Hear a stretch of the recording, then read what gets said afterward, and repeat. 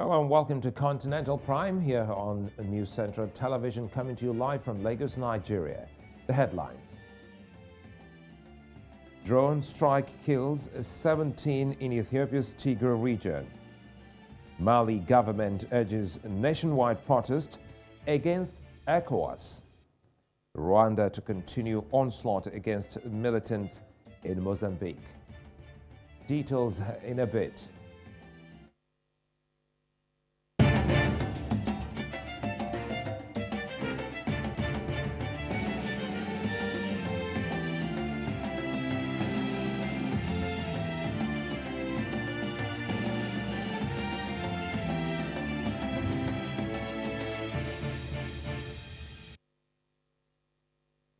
Five years across Africa and the rest of the world.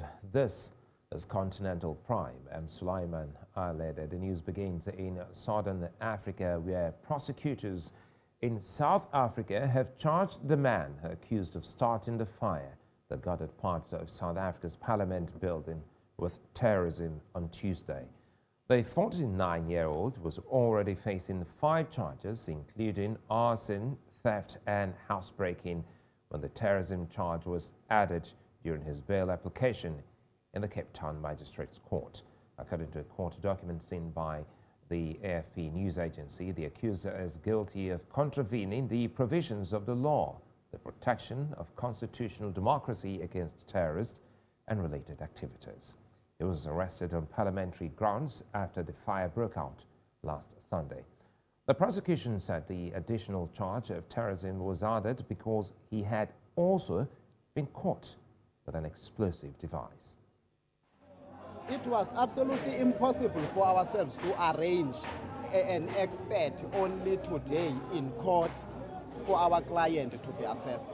We know they only advised us of that. They only surprised us with that documentation, just to incapacitate us not to do anything for today, and for them to get and secure a remand. The charge, in short, is under Terrorism Act, where we added the charge after observing the footage in Parliament. So we decided to charge him under Schedule 6 and add the extra charge, which is charge number 6, which is the one we are telling you about. Well, joining me now to unpack this further is South African journalist and editor Diane Hawker. Diane, good to see you and thanks for your time. Zandile Mafe looked dramatically different when he appeared in court today compared to the very first time. What changed? Yes, absolutely. I think that was one of the most noticeable things, in fact, about this appearance. When he first appeared, a lot of people said that Zandile Mafe looked quite disheveled. His clothes were dirty, he was unshaven and generally unkempt. And this time around, he was clean shaven. He was wearing a smart suit jacket. He looked like he had an opportunity to really clean himself up ahead of this court appearance. And I would say that this might be in line with the strategy that his defense team appears to be adopting, to kind of paint him not necessarily as a sort of a vagabond, as the state has said, or as someone who is suffering from mental illness, but just as an ordinary citizen who has been victimized by the state. And this is the approach that the defense team seems to be adopting when it comes to the defense thus far. Well, and we also noticed that Mafe now has a new lawyer. Yes, absolutely. Quite a prominent lawyer here in South Africa, Advocate Dali Mpofu. You'll remember that he previously represented the former President Jacob Zuma in a number of his court appearances, and now he has appeared beside Luvuyo Godla, who is the lawyer who was speaking there. Dali Mpofu will actually be leading the bail application once it eventually takes place, and presumably also the trial. He is in a way almost a bit of a celebrity lawyer in South Africa, so it was actually quite interesting to see him appearing in this court case. Well, you just told us about his looks, which, well, is a big surprise to people. But again, the court also had a surprising revelation today about Mafe's mental state. Yes, absolutely. And this was actually surprising for a number of reasons. You know, usually when it comes to medical conditions, there is usually some care that is taken around that, and it's not necessarily revealed, during the course of the court proceedings. And this issue of a schizophrenia diagnosis kind of just popped up as part of the discourse in the courtroom, and a lot of the journalists were taken by surprise. The court was told that the National Prosecuting Authority, the state, had done an assessment, an initial assessment, and found out that Mr. Mafe was diagnosed with schizophrenia, but his legal team said that they had not been privy to that information before the case actually began, and they questioned why the NPA told the court this information. Then there was also a request that he be referred for further evaluation to confirm this diagnosis. So we are yet to see that final evaluation that is meant to take place at the Valkenburg Hospital, which is one of the big state mental facilities in Cape Town. Well, this case, we understand, has been pushed to February, specifically February 11. So what's expected to happen then? It's actually quite interesting that the date is the February 11th, and that is going to be one day after the State of the Nation address, which will now obviously take place at a different venue, not the National Assembly where it ordinarily takes place. It will be taking place at the Cape Town City Hall. The reason for this postponement is partly as a result of this a mental evaluation that needs to take place. The state hospitals are quite full, and it often does take quite some time before a bed is made available when such a mental evaluation is required. And there's also an indication that Mr. Mafe's own legal team might want to get their own a medical analyst to do a separate evaluation from that of the state. So it's likely that it will take some time until this case actually gets properly underway. Well, Diane, we'll stay on this. Many thanks for unpacking this for us. Thank you. Well, still in the south, Mozambique's Public Rescue Service has confirmed that a military plane has crashed on Tuesday morning at the area of the Maputo International Airport, killing 2 occupants on board. According to the SENSAP's spokesperson, Leonildo Pelembe, who spoke to the press on the scene, a residential building on the ground was also destroyed in the incident. He adds that preliminary information indicates no human losses at the residence while investigations are underway. The spokesperson also disclosed that firefighters from the airport services have already found the victims' bodies, and the National Rescue Services on the site to ensure that there is no fire in the surrounding area. Now heading to West Africa, now Guinea's military leaders have disclosed that Mali's borders will remain open. In a statement read out on national television and posted on social networks, a spokeswoman for Guinea's junta announced that the West African country is keeping its borders open with neighboring Mali. Guinea is taking a different stance from other ECOWAS member countries following the sanctions imposed on January 9. NRD tient à informer l'opinion nationale et internationale que la République de Guinée n'a, par conséquent, en aucune façon été associée à la décision du 4e sommet extraordinaire des chefs d'État de la CEDEAO. En conséquence, le CNRD réaffirme que les frontières aériennes, terrestres et maritimes de la République de Guinée restent toujours ouvertes à tous les pays frères, conformément à sa vision panafricaniste.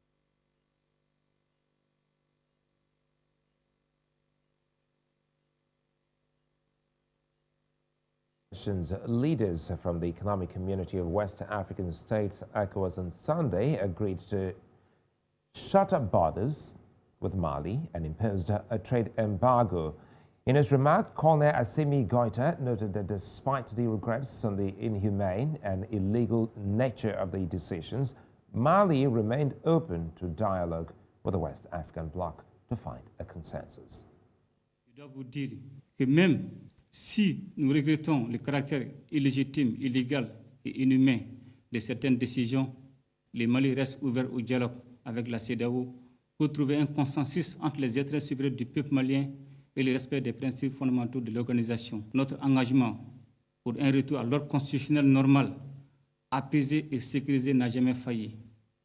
Nous appelons la CEDEAO, une fois de plus, à une analyse approfondie de la situation de notre pays en plaçant l'intérêt supérieur de la population malienne au-dessus de toute autre considération.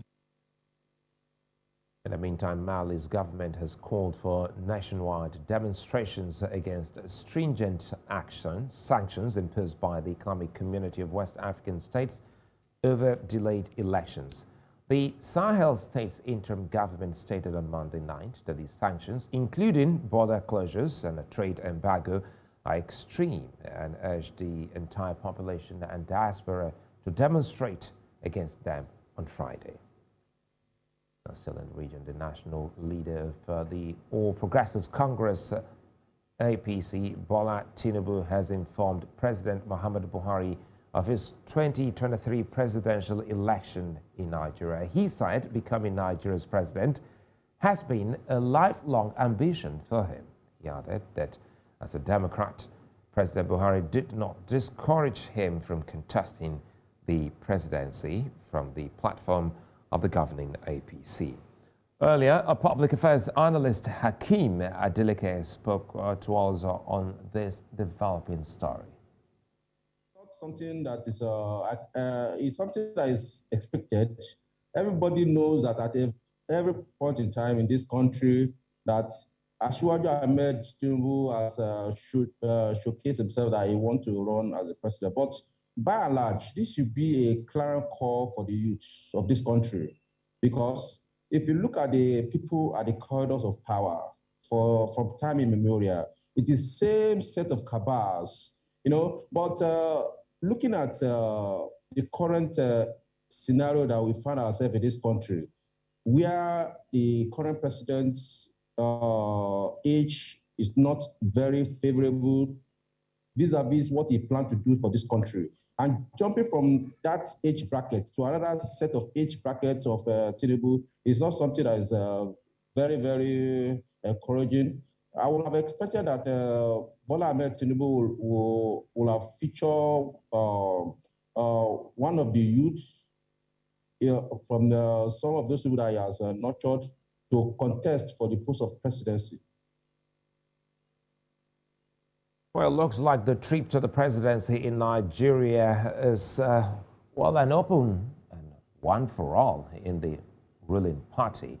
As the governor of the southeastern state of Ebonyi, Governor David Umahi has also made that trip to see the president, where he declared his 2023 presidential election. His declaration comes about 24 hours after the former governor of Lagos State, Bola Tinubu, also indicated an interest in the race. Both men are members of the ruling APC. Speaking at a press briefing after meeting with President Muhammadu Buhari, Governor Umahi said his presidency would replicate his progressive efforts in Ebonyi State at the national level. He said he intends to bring a business-like spirit to governance. We discussed, politics as per the growth of our party APC in Nigeria and in Southeast. And of course, the interest of Southeast for the seat of presidency in 2023. And of course, I told Mr. President that without prejudice to whatever will be the decision of the party, which we shall all abide by, that if the party throws the ticket open or the zone to southern part of Nigeria, that I believe that with what I put in place in the past 6 years plus, that I will be running for presidency on the platform of APC. So I told him, and of course, he believes that whoever that wants to run for president of this country must have to consult widely and go to all the leaders, and that we must do everything to remove ethnicity and our religion in our polity, so that this country can grow. Well, still in Nigeria, youth supporters of the governor of Kogi State, which is located in Nigeria's north-central region, have rebuked the national leader of Nigeria's governing party, the All Progressives Congress, for expressing his intent to vie for Nigeria's presidency. This followed the visit of Bola Tinubu to Nigeria's President Muhammadu Buhari to express his intent to run for the presidency in the upcoming general elections next year. The youth, who have thrown their weight behind Governor Bello, Nigeria's youngest serving governor, accused Tinubu of placing his interest above the interests of millions of Nigerians, saying the time for the youth to take over governance of West Africa's largest nation has come. Why now that President Muhammadu Buhari promised to hand over to a much younger person come 2023? A promise the president made in 2018 during the signing of the Not Too Young to Run bill into law. Why decide to achieve a supposed lifelong ambition at a time Nigerian youth are collectively clamoring for a thorough, inclusive, and active participation in governance across board? Why put your interests, Aledeh Asiwaju Tinubu, why put your interests above other Nigerian youths who obviously constitute majority of both the Nigerian population and the electorate, a united generation of like minds who will stop at nothing to achieve its set objective, as it was done during the NSAS protests? Why has Baba kept his lifelong ambition to himself all this while? His age group and generation has done nothing but little to get the country working. In the meantime, youth from Nigeria's governing All Progressives Congress have called for reforms in the party to reposition the governing party. This is during a stakeholder summit held in Nigeria's capital, Abuja, where the youth asked party members in leadership positions to be sincere to the public. Some of them say they want a reappraisal of the party's ideologies and inclusion of the party's youth in governance. The APC of our dream, apart from meetings holding, we need leaders that will really be sincere and hold the trust invested in them. If there is a decision, leaders should implement the decision very faithfully. We don't want leaders who will claim to know better than people who took decisions. Because that is the problem we are having with our politics. When decisions are taken that don't suit leaders, they try to manipulate and ensure that the decision is not implemented. And that is why we are where we are. The party was actually built on the basis of a set of idealism. And that idealism is about progressiveness. So it's only also natural that sometimes as people are joining on this set of ideology, that we may miss some steps or our ways. So we take a step back, take a breath, and then try to take an account of how your journey has gone so far. If there are some things to correct, we tell ourselves the truth and correct it. You can't just get it right at once. It's work in progress. But I can assure you and the teaming youth who have put this summit together that it's work in progress, and this time around they will be more involved and they will be given that sense of belonging and they will be carried along such that decisions. Well, Nigeria's federal government and the Hellenic Republic of Greece have signed a memorandum of cooperation and collaboration. This was as the Greek Foreign Minister Nicholas Dendias visited Nigeria's Ministry of Foreign Affairs in Abuja.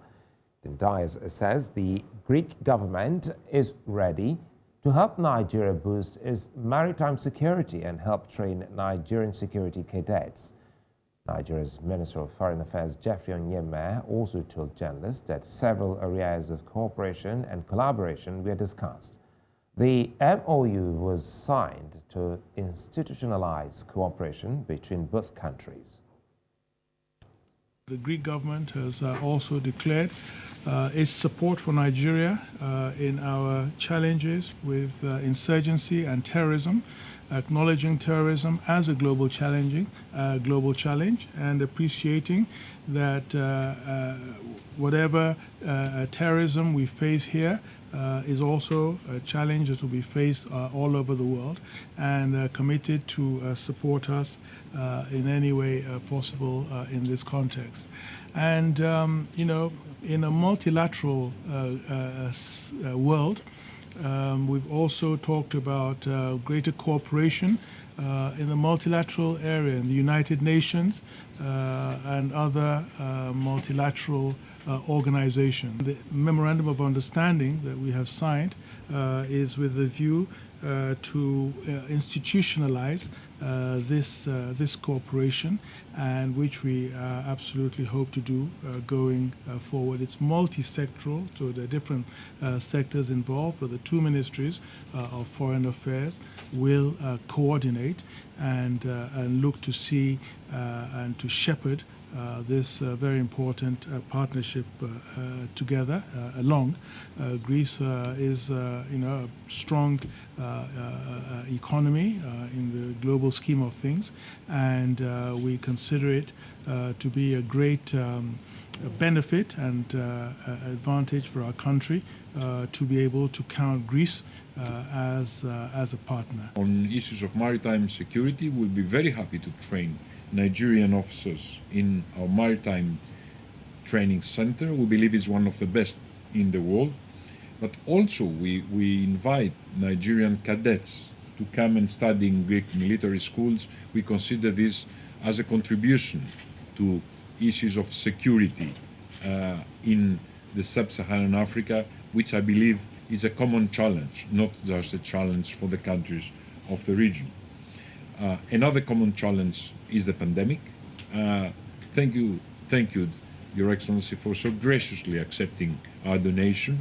The instruction I have received from my Prime Minister Mitsotakis, is that we should pursue this as an obligation, not as a donation. We believe that we have an obligation towards the world to contribute as much as we can to address this challenge, because we believe that unless the whole world is safe, nobody is safe.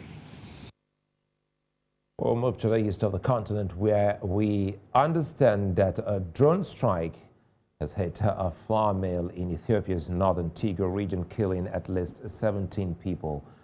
These according to aid workers. The incident follows a series of air attacks since October of 2021 that have left hundreds of people dead.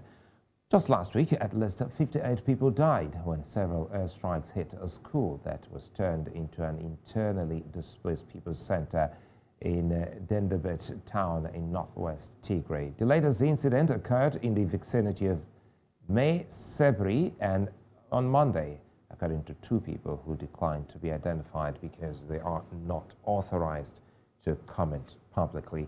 Most of those killed were women grinding grain at the mill. In the meantime, Rwandan troops are to continue the fight against Islamist militants in Mozambique following an agreement between the two countries to extend their mandate. Around 1,000 troops were sent by Rwanda last July when jihadists were carrying out widespread attacks and seizing towns in the northern Cabo Delgado province. The deployment led to some success against the militants, but attacks and kidnappings are still frequent. 30 hostages were rescued this week in Nangadi district. Authorities in Mozambique say thanks to a joint operation by the army and troops from other southern African countries. Now heading north, the country's press syndicate said that Tunisian state television has barred all political parties from entering its buildings or taking part in talk shows, in a serious setback for press freedoms. Mehdi Jlassi, the syndicate head, said the apparent ban had been in force since President Kais Saied seized most powers in July, in moves that has his foes branding him a coupist. Now, he said it was the first time such a ban had been in place since the 2011 revolution that ended the autocratic rule of President Zine Al Abidine Ben Ali and introduced democracy. Government and state television officials were not immediately available for comment. Also in the region, at least 2 people were killed and 8 others are still missing in Egypt as a truck with 24 passengers plunged into the Nile River near the capital, Cairo. This is according to the Egyptian public prosecution in a statement on Tuesday. The accident took place on Monday evening in a village at Monshat al-Khanata district of Giza province. The passengers, including children, were on board the truck on their way back from a farm where they were working. The truck driver attempted to take the vehicle on an unlicensed ferry to the opposite bank of the river when the accident happened. Rescue workers saved 14 passengers and teams are still searching for those missing. Now let's go to Sharm el-Sheikh, Egypt, where the World Youth Forum is taking place. Bernard Akedeh is right there at the opening ceremony, and he's got this report for us. Back together. It is both the theme of this year's World Youth Forum and a statement of defiance after a pandemic led to a brief pause of the annual global event. 2 years after a pandemic-induced pause, youth of the world reconvened at Sharm el-Sheikh to pick up where they left off. Encouraged by keynote addresses from the UN and President Abdel Fattah el-Sisi, the youths are prepared to step into the next chapter. When we set up a call center in Cameroon, it was because we noticed there was none. And as a group of young people, we felt that we are always criticized for being troublemakers. And for us to change the narrative, we had to give the solution to it. And I think that's why our program was named by the state and UN agencies as the best COVID-19 response. And that earned us a recognition as UNESCO Real Life Hero. I'm running a software engineering startup called eMentor Africa, and the purpose of the startup is to help students and young people to go to school without having to leave their homes. I'm very specifically work for SDG, so I just try to find ideas out over there, and moreover in my country it's very much poverty-based country and it's developing very fast for economically, and if I get any type of opportunity to create an economical growth or economical connection with my country, that would be very better for me. One of the keynote speakers of the forum, Isaac Boama, says there is no greater time for youths of the world to take charge of the future. This whole idea of the World Youth Forum was birthed by a young person like me. And now when I look at the magnitude of impact it's making right now across the world, it tells me that no matter your location, who you are, your idea matters. And then when you take the step to want to implement it, it actually becomes something that everybody can benefit from. Several participants also shared their expectations for the conference. We are hoping that through this forum and other activities that we are going to have, then we can put more pressure and also advocate more that our government should have better sustainability policies in place for not just the next 10 years or the next 30 years, but for the next 100 years. If I go back to UK or to Korea, I want to deliver the issue of gender as I studied it. The youth carries everything, technology, innovation. It's the youth who are coming up with these brilliant ideas. So I believe if we empower the youth, if we give them the forum, the opportunity, the platform to develop these ideas, that is what is going to make our future better. As the event progresses, it is expected that the policies from this year's conference will truly bring youths and the rest of the world back together. From Sharm el-Sheikh, Bernard Akedeh, News Central. Well, quickly, let's go to Egypt, where Bernard is live. Good to see you again, Bernard. Well, it's day 2, and what actually is the crux of today's discourse at the summit? Good evening, Sulaiman. And yesterday is indeed day 2, and from the celebration and fanfare of the opening ceremony which took place yesterday to a lot of serious business that went on today, we definitely delved into the meat of the matter. Now, today there were about 10 separate sessions that took place almost simultaneously at the World Youth Forum here at Sharm el-Sheikh in Egypt.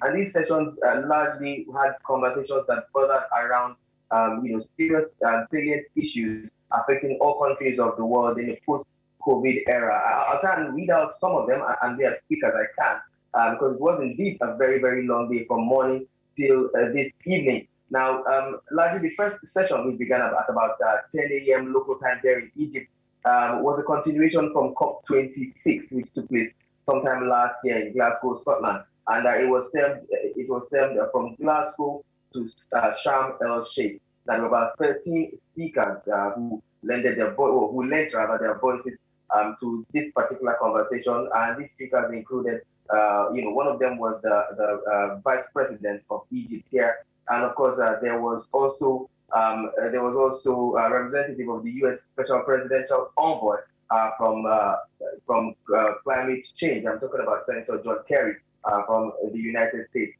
Also, there were conversations about making the world safer for women in an ongoing session. In a session that was also simultaneously ongoing with the one I spoke about earlier. Now, here the conversations that were held also concerned equality and equity between women and men when it comes to workplace and when it comes to earning and when it comes to having a voice, particularly in Africa, where inclusion of women is taking the front burner when it comes to government and governance matters. Now, besides that, they also simultaneously, while that was going on, they were also the organizers also were giving special attention to other issues, particularly the youth being included in politics and politicking in several countries of the world. There were conversations still coming down to Africa, talking about countries in sub-Saharan Africa where there seemed to be a lack of youth participation in politics,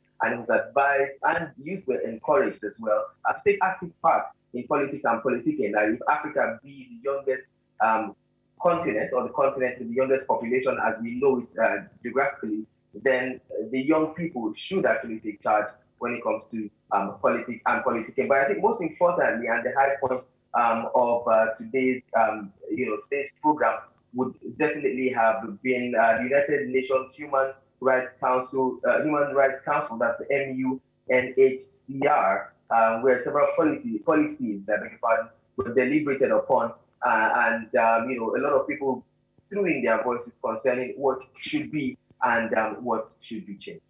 Yeah, before I let you go, Bernard, quickly here, any message from the host country, specifically the president?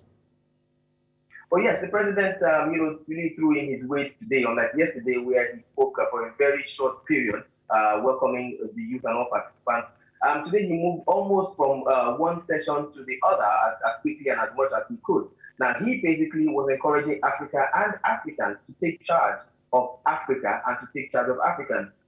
He spoke in Arabic, which is one of the native languages here in Egypt, and he largely said that the problems of Africa can only be solved by Africans when we actually take charge of what is ours. We can only receive support and help and aid from the Western world, but eventually and conclusively, if Africa should seek an end to Africa's issues, it will take a combined effort of all countries of Africa seeking an end to the issues, basically. Bernard, many thanks, and you stay safe. Well, you're watching Continental Prime here on News Center Television. Coming up, South Africa records 2,409 new COVID-19 cases. There's more on this when we return. Stay with us.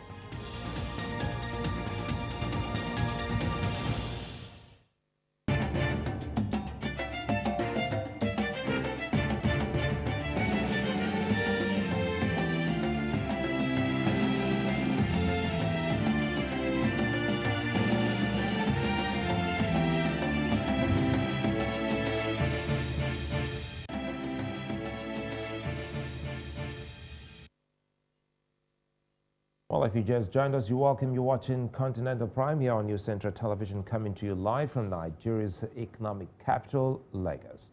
Now, our coverage of the coronavirus pandemic takes us to West Africa, where the government of Cape Verde has announced the cancellation of all carnival-related activities owing to the exponential increase in the number of COVID-19 cases.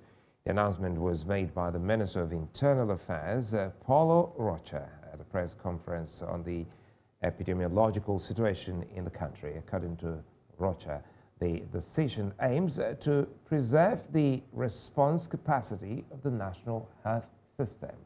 He adds that carnival groups cannot rehearse or organize parades and presentations of blocks and parties in private or in public spaces.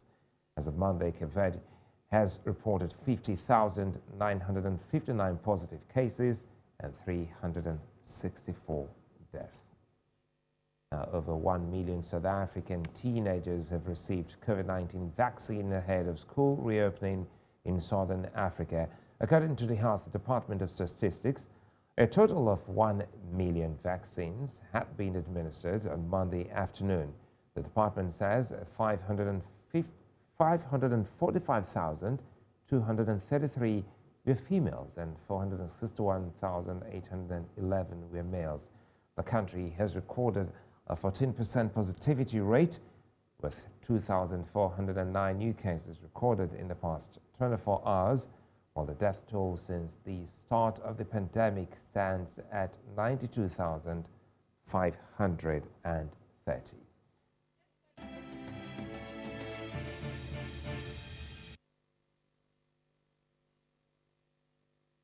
Still ahead, Russia dismisses alleged plan to invade Ukraine. We'll tell you more on this. Join us again.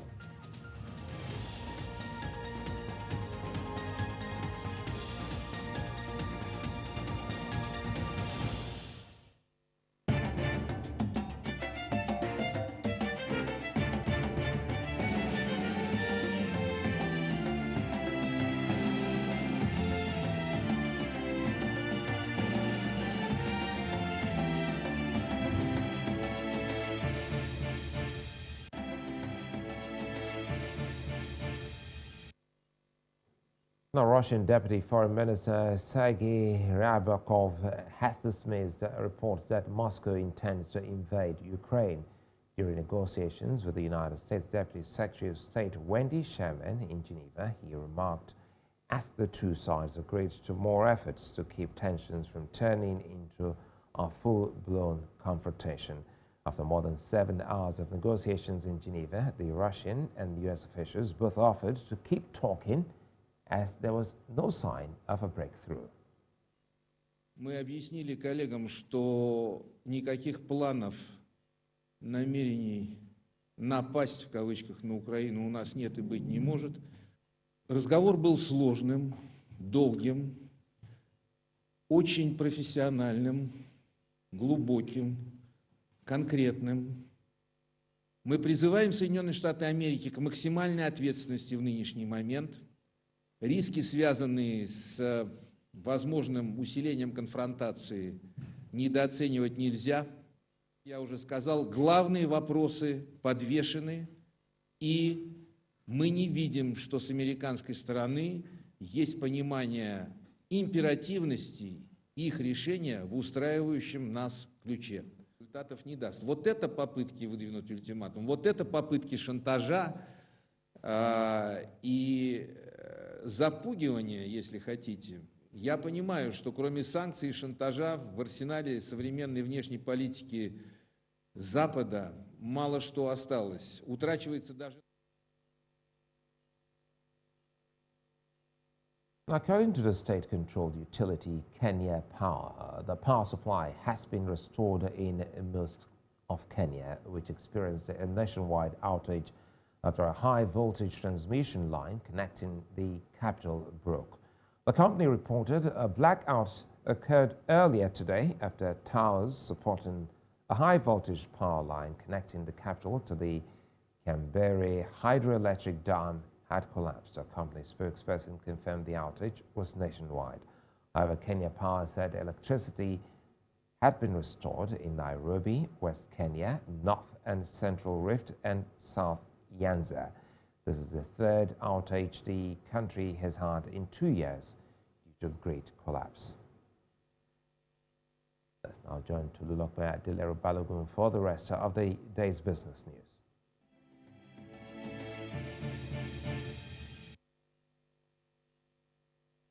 This is Business on NC Continental Prime. I'm Tolulokwe Adeleru Balogun. Total Energies EP Nigeria has declared a force majeure due to vandalization of its northern option pipeline at KP41. Action is just being taken, even though the incidents happened over the weekend. According to the company, in a letter to the Niger Delta Power Holding Company, the pipeline was vandalized on January 7, 2022 at the Alaoma Eche cluster. The line block valve at KP38 has been closed to isolate the sabotage point and help with depressurizing the line. This will affect gas supply to Alaoji power plant until further notice. And still in Nigeria, Standard Chartered Bank Nigeria, the local division of the London headquartered multinational banking and financial services firm Standard Chartered PLC, is discontinuing the operation of around 50% of its branches in the country. The lender is apparently changing its strategy to focus more on digital banking. 13 bank branches will eventually remain running compared to around 25 operating before this move. Lenders are deploying mobile money services on a vast scale in Nigeria to tap the markets of the unbanked population that stands at around 38 million Nigerian adults. It is estimated that mobile money services were worth 26.2 trillion naira the first 11 months of 2021. Airlines from neighboring countries and former colonial ruler France have canceled flights to Mali, helping isolate a military junta under regional sanctions for trying to extend its hold on power. The Economic Community of West African States recently agreed to a raft of restrictions against the country, including the suspension of financial transactions. This is due to the interim authority's failure to hold democratic elections next month as agreed after a 2020 military coup. This is the toughest stance ECOWAS has taken on Mali since it implemented similar measures in the immediate aftermath of President Boubacar Ibrahim Keita's ouster in August of 2020. In East Africa, Ethiopian Airlines CEO Tawalde Gebremariam says the carrier is profitable and cash positive, and this is underpinned by a booming demand for air cargo. He added that the airline, which managed the pandemic with its own finances and without bailouts, is operating close to 70% of its pre-pandemic capacity and has even given staff pay rises and bonuses. The air freight market has been a rare bright spot for airlines over the past 2 years, with rates rising due to an online shopping surge and pandemic-linked supply chain disruptions driving demand for cargo space. While demand for passenger travel is improving year on year, with 2022 expected to be better for airlines than 2021, the CEO says the industry is still far from a full recovery from the crisis. The value of Kenya's iron and steel imports has risen by 69% in the 9 months to September 2021, driven by increased economic activity and a global price rise of the commodities after supply cuts. The latest Kenya National Bureau of Statistics data shows that imports of iron and steel in the period shot up to 120.77 billion shillings compared to 71.42 billion last year. The rise has been attributed to the growth of the real estate sector, coupled with President Kenyatta's legacy infrastructure projects, including roads and the affordable housing plan. The local steel industry heavily relies on imported raw materials such as iron ore and coal due to the lack of investment locally.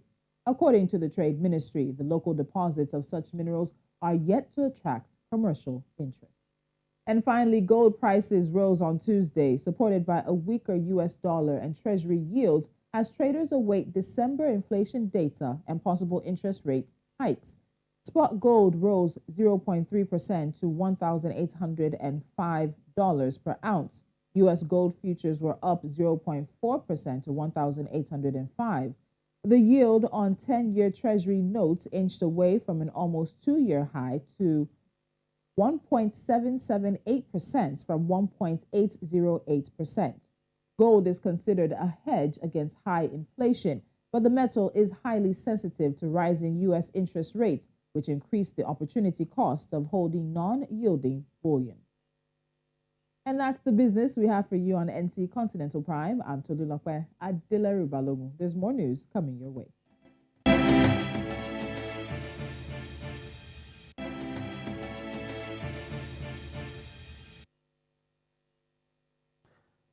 A lot of sports action on the continent, and I'm quite sure Onyechi has all of that plus more for us. How are you, Onyinye? Very fine. Thank you, Sulai. We take you to updates on the African Cup of Nations, where Algeria began the defense of the African Cup of Nations title with a goalless draw against a stubborn and spirited Sierra Leone in Group E. Of course, the Lone Stars had the better first half openings, with Alhaji Kamara sending two chances narrowly wide. Now, after the break, Algeria forward Yassin Brahimi shot straight to the keeper, Mohamed Nabili Kabara, who also tipped a low shot from Riyad Mahrez post to post. Now, Nabili Kamara denied Rami Ben Baini, of course, and Baghdad Boja at stoppage time. Now, former England defender Stephen Corker, who recently switched international allegiance to Sierra Leone, made two crucial blocks to help his side to clinch it to the first Nations Cup opener since 1996. Let's move away from that. Meanwhile, the second match for today at the African Cup of Nations is true heavyweight match of the 2022 African Cup of Nations. Nigeria take on a final control in Group D with a 1-0 victory over Mohamed Salah's Egypt. Now, Liverpool superstar Mohamed Salah was entirely locked down with little to show for his 90-minute effort as Nigeria smothered the Egyptian player. Kelechi Iheanacho's early goal proved effective and made a difference as Nigeria fended off a late Pharaoh's push to claim a 3-point in Group D. Both teams are expected to progress from Group D despite today's result, but Nigeria's victory sets the Super Eagles up nicely for a better round of 16 matchup and a deep run into the tournament, while Egypt will feel added pressure as in the group stage when they face Guinea-Bissau and Sudan. Now, update from the Federation of International Football as Ivory Coast goalkeeper Sylvain Bouhoua has been suspended by the Football World Governing Body FIFA for an alleged doping violation. The 33-year-old had been expected to be the first-choice goalkeeper for his country at the ongoing African Cup of Nations in Cameroon, with the Elephants facing Equatorial Guinea in their first game on Wednesday. National team coach Patrice Bimuli had got that notification on December 26 that Bouhoua had tested positive for a banned substance, a heart medication that the World Anti-Doping Agency categorized as a stimulant. His ban has now been confirmed by the Federation of International Association, FIFA, that Bouhoua, who plays his club football in Ethiopia for the Warkat City, has appealed against that ruling.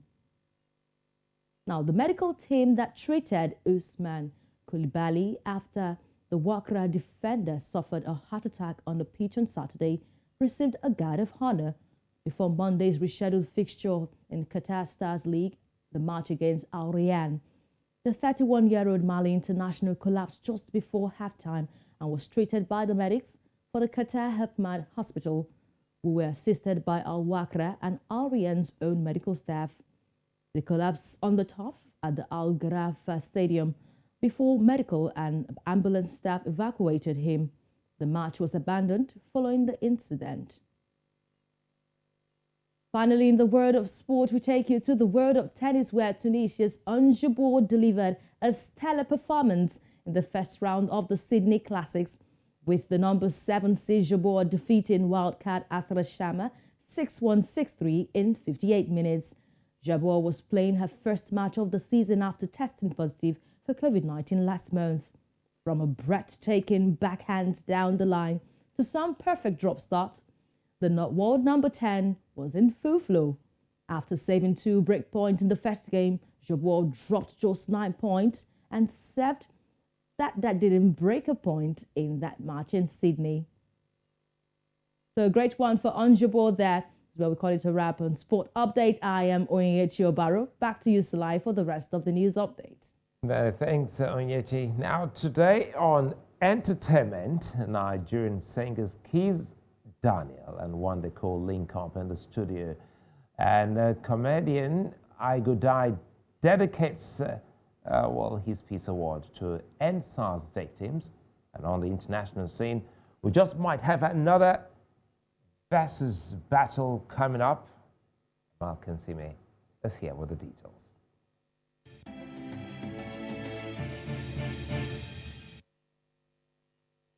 Hello, my name is Malcolm Seaman and welcome to Entertainment on NC Continental Prime. Now, we start off with some exciting news as popular Nigerian musicians Kiss Daniel and What They Call are set to release a song together. The two award-winning singers were spotted together in a studio. Now, a video shared on Instagram shows them hailing themselves, and they both had a successful 2021 with Kiss Daniel releasing an EP titled Barnabas. That project gave us songs, so many songs like Lie, Pour Me Water, amongst many others. Wonderful also had monster hits like Come My Way, which is arguably one of the biggest songs in Nigeria in 2021. Now, I know many will be waiting to see what is the outcome of this collaboration, and I am one of the many.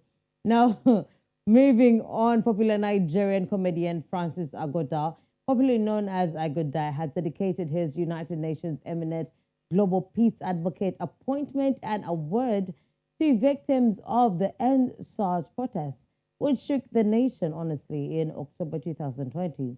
Now, sharing an image of himself with the award on Instagram, he said, I wholeheartedly dedicate this award bestowed to me to the victims of End SARS protests and the judiciary panel that gave some insight and recommendations to curb the future occurrence of such actions. Our pains are widened by gap of poverty, unemployment, and injustice. He went on to appeal to the government to look into the judicial panel's recommendation and seek a better mean to reward Nigerians with economic policies that will help fight poverty within the country. He ended by saying that when we fail to promote peace by our simple failure to care for the less privileged and reduce the poverty index in our country, crime will certainly increase. Nagodai also thanked the International Association of World Peace Advocates for appreciating his contributions in peace and nation building and for giving him the award as well. Now, if you thought we're done with the Versus Challenge era, you're definitely wrong, because American singer Jaheim brought the battle into 2022, declaring that he would want a hit-for-hit battle with none other than Usher. Guys, Usher. Now, the Ghetto Love crooner took to Instagram posting a picture of himself and Usher saying that, he quoted and said, let's settle this once and for all. Someone set it up. Let's move all the pawns out of the way. King move, but if you're scared, I'll just say checkmate. He gave Usher 1 month to step up to the challenge, saying he wants all the smoke. Now, celebrities and fans have responded, some in support, while others really not so much. Now, actor Tiffany Haddish says, I know Jaheim is not talking about Usher Raymond, like the Usher Raymond. Well, now that's definitely harsh, but I guess we'll have to wait and see hit for hit battle and guess to see who is better. Is it Jaheim or Usher? I have my own person, so let's get to see who is going to win this. That's all I have for you today. But you can catch all entertainment from Africa and beyond right here on News Central tomorrow at 4:30 at East Central. Once again, my name is Amal Kansime. Back to studio.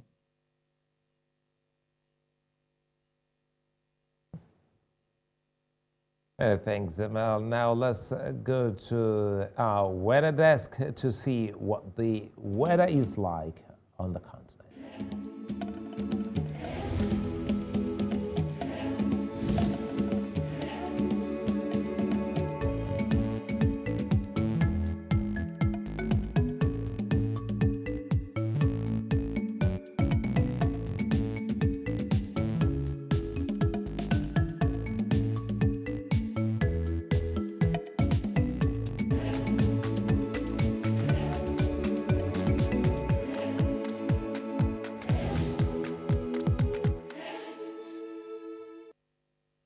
As all others are, but before we go, let's take a look at some of the big stories.